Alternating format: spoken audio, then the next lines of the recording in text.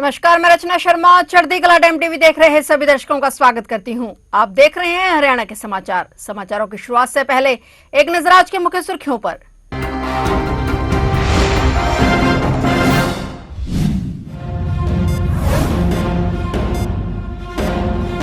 मुख्यमंत्री नायब सिंह सैनी की अध्यक्षता में हुई मंत्रिमंडल की बैठक। हरियाणा मंत्रिमंडल की बैठक में कई अहम प्रस्तावों पर लगी मोहर। अतिरिक्त जिला न्यायाधीश भर्ती नियमों में बदलाव प्रस्तावित। हरियाणा में पंचायती जमीन पर रास्तों के नियम होंगे सख्त। सरकार का शामला दे के प्रबंधन को लेकर बड़ा नीतिगत फैसला। इस कदम का मुख्य उद्देश्य पंचायतों की संपत्ति की रक्षा करना।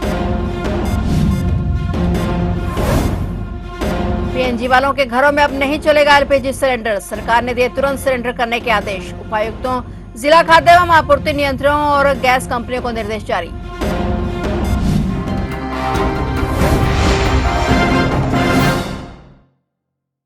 और अब समाचार विस्तार से।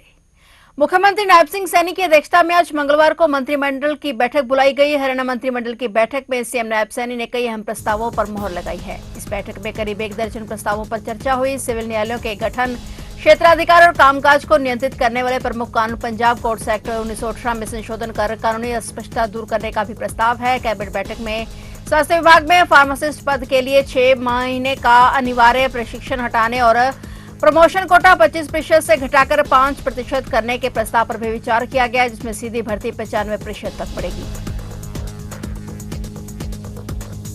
हरियाणा सरकार ने ग्रामीण क्षेत्रों में पंचायती भूमि शामला दे के प्रबंधन को लेकर एक बड़ा नीतिगत फैसला लिया है। अब गांवों में पंचायती जमीन पर रास्ता बनाने या उसका निजी उपयोग करने के नियम पहले से कहीं अधिक कड़े कर दिए गए हैं। इस कदम का मुख्य उद्देश्य पंचायतों की संपत्ति की रक्षा करना और अवैध कब्जों पर लगाम लगाना है। नए नियमों के मुताबिक यदि कोई बिल्डर, निजी कंपनी या व्यक्ति अपने प्रोजेक्ट के लिए पंचायती भूमि से रास्ता मांगता है तो उसे एक लंबी और पारदर्शी प्रक्रिया से गुजरना होगा। अब केवल सरपंच या चुनिंदा पंचों की सहमति काफी नहीं होगी, पूरे गांव की ग्राम सभा में प्रस्ताव पास होना अनिवार्य है। पंचायत के कम से कम 3/4 सदस्यों का समर्थन होने पर ही रास्ता देने की फाइल आगे बढ़ेगी। जमीन के बदले पंचायत को बाजार दर या निर्धारित कलेक्टर रेट के अनुसार भारी शुल्क चुकाना होगा। सरकार ने साफ कर दिया है कि सार्वजनिक रास्तों, फिरनी और तालाबों की जमीन पर किए गए किसी भी निर्माण को नियमित नहीं किया जाएगा।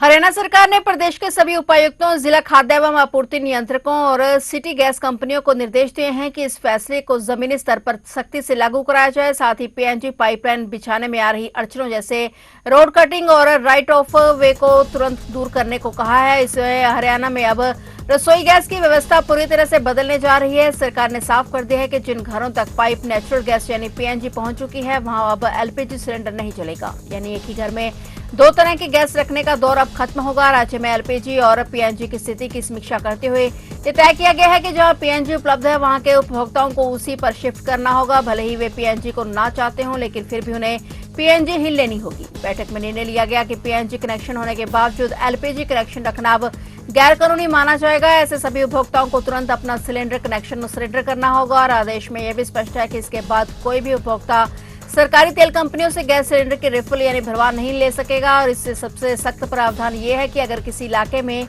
पीएनजी की सुविधा उपलब्ध है और उपभोक्ता इसे लेने से इनकार करता है तो उसका एलपीजी कनेक्शन ही सस्पेंड कर दिया जाएगा। यानी अब विकल्प की गुंजाइश लगभग खत्म कर दी गई है। जिन घरों में पीएनजी मीटर लगने शुरू हो चुके हैं वह तुरंत प्रभाव से एलपीजी सप्लाई बंद करने के निर्देश दिए गए हैं। इसे सरकार यह सुनिश्चित करना चाहती है कि एक ही घर में दोहरी गैस व्यवस्था पूरी तरह से खत्म हो जाए।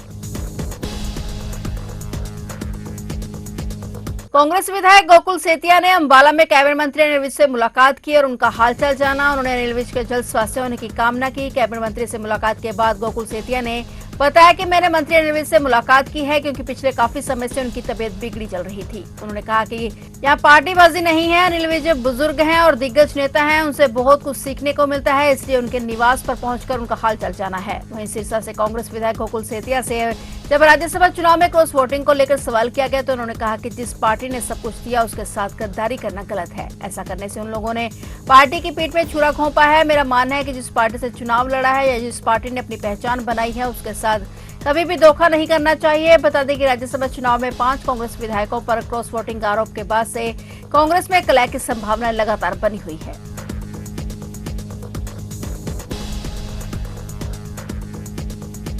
हरियाणा राज्यसभा चुनाव में क्रॉस वोटिंग पर अथीन विधायक का बड़ा बयान सामने आया है। हरियाणा राज्यसभा चुनाव में कथित रूप से क्रॉस वोटिंग करने वाले पलवल जिले के हथीन से कांग्रेस विधायक मोहम्मद इजराइल चौधरी ने खुलकर अपनी बात रखी है। उन्होंने स्पष्ट किया कि उन्हें कांग्रेस प्रत्याशी करमवीर बोध पसंद नहीं थे और न ही बोध ने उनसे वोट मांगा था। विधायक ने दो टूक शब्दों में कहा कि मेरा जो मन था वो मैंने किया, अब पार्टी का जो मन है वो कर सकती है। और उन्होंने ये भी साफ कर दिया कि वह अगला विधानसभा चुनाव कांग्रेस पार्टी के टिकट पर नहीं लड़ेंगे। फिलहाल वह अपने समर्थकों से विचार विमर्श कर रहे हैं और अगले 2 से 4 दिनों में प्रेस वार्ता कर पूरी स्थिति स्पष्ट करेंगे। विधायक इजराइल चौधरी ने पूर्व मुख्यमंत्री और नेता प्रतिपक्ष भूपेंद्र सिंह हुड्डा के प्रति गहरी नाराजगी जाहिर की। विधायक ने कहा कि वह मार्च 2024 में ही पार्टी छोड़ने वाले थे, लेकिन चौधरी उदयभान के कारण रुक गए। अगर राज्यसभा प्रत्याशी उदयभान होते तो वे उन्हें वोट जरूर देते। मुख्यमंत्री राम सिंह सैनी से मुलाकात के सवाल पर विधायक ने अपना रुख स्पष्ट करते हुए कहा कि मुख्यमंत्री किसी एक पार्टी के नहीं बल्कि पूरे प्रदेश के होते हैं। उन्होंने कहा कि मैं एक विधायक हूं और अपने क्षेत्र की समस्याओं जैसे खेतों में जलभराव आदि के समाधान के लिए मुख्यमंत्री से मिलता रहता हूं। बता दें कि कांग्रेस के प्रदेश प्रभारी बीके हरिप्रसाद और भूपेंद्र सिंह हुड्डा ने इजराइल चौधरी पर क्रॉस वोटिंग का आरोप लगाते हुए उन्हें पार्टी का दगाबाज विधायक करार दिया है। इस विवाद के बाद विधायक ने अपने दफ्तर और सोशल मीडिया प्रोफाइल से कांग्रेस का नाम हटा दिया है।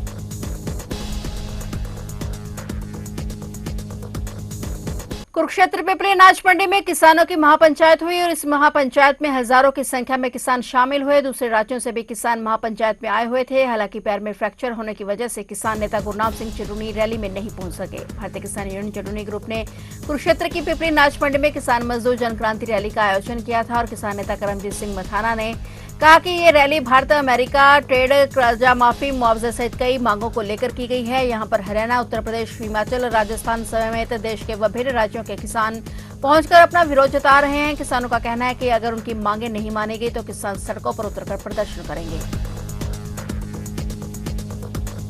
बरवाला टोहाना मार्ग पर गांव गेबीपुर में एक बाइक सामने से आई पिकअप गाड़ी से टकरा गई और इससे बाइक चालक और उसके 3 बेटियों की मौके पर ही मौत हो गई। पत्नी को गंभीर हालत में अग्रोहा मेडिकल कॉलेज अस्पताल में दाखिल कराया गया है। जानकारी के मुताबिक गांव मोहब्बतपुर का 30 वर्षीय मुकेश अपनी पत्नी आरती और 3 बेटियों 6 साल की दिव्या, 4 साल की निशु और 1.5 साल की दीक्षा के साथ बाइक पर गांव प्रभुवाला की ओर से बरवाला आ रहा था। अचानक गैबीपुर के पास उसकी बाइक सामने से आ रही पिकअप से टकरा गई और इससे 5 को गंभीर चोटें आईं। राहगीरों ने पुलिस को सूचना देने के साथ ही घायलों को बरवाला के सरकारी अस्पताल पहुंचाया, जहां डॉक्टरों ने मुकेश, दिव्या और निशु को मृत घोषित कर दिया। आरती और दीक्षा को अग्रोहा रेफर कर दिया गया, जहाँ उपचार के दौरान दीक्षा ने भी दम तोड़ दिया। हादसे की सूचना मिलते ही पुलिस अस्पताल पहुंचे, शवों को अग्रोहा मेडिकल कॉलेज अस्पताल में भिजवाया गया। दुर्घटना के बाद पिकअप चालक भाग गया। फिलहाल शिकायत नहीं मिली है और परिजनों के बयान दर्ज कर आगे की कार्रवाई की जाएगी।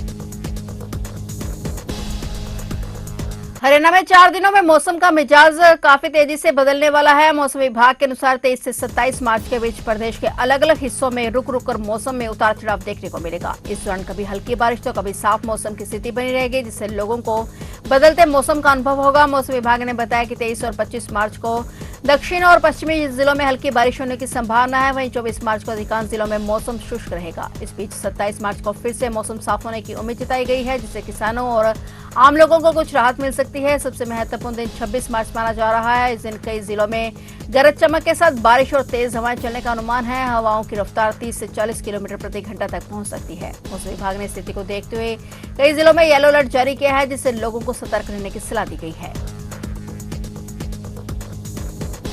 हरियाणा आरती एसोसिएशन ने आज पूरे हरियाणा में प्रदर्शन करते हुए जिला उपायुक्तों के माध्यम से प्रदेश सरकार को ज्ञापन भेजे। आरती एसोसिएशन के प्रधान मनीष कंबोज का कहना है कि सरकार नए नए कानून लाकर किसानों और आड़तियों को परेशान कर रही है। उन्होंने कहा कि गेहूं की खरीद जल्द ही शुरू होने वाली है और पोर्टल सिस्टम लागू किया गया है। अब कहा जा रहा है कि जिस किसान की गेहूं है वह गेट पर मौजूद रहेगा, उसकी बायोमेट्रिक होगी। अगर किसान विदेश में है या फिर किसी अन्य राज्य में है तो वह कैसे मौके पर पहुंच सकता है। यह भी कहा जा रहा है कि अब लिफ्टिंग वाली ट्रॉली लानी होगी ताकि मजदूर को मजदूरी ना देनी पड़े। आड़तियों ने मांग की है कि जिन्हें पहले की भांति ही 2.5% कमीशन दिया जाए।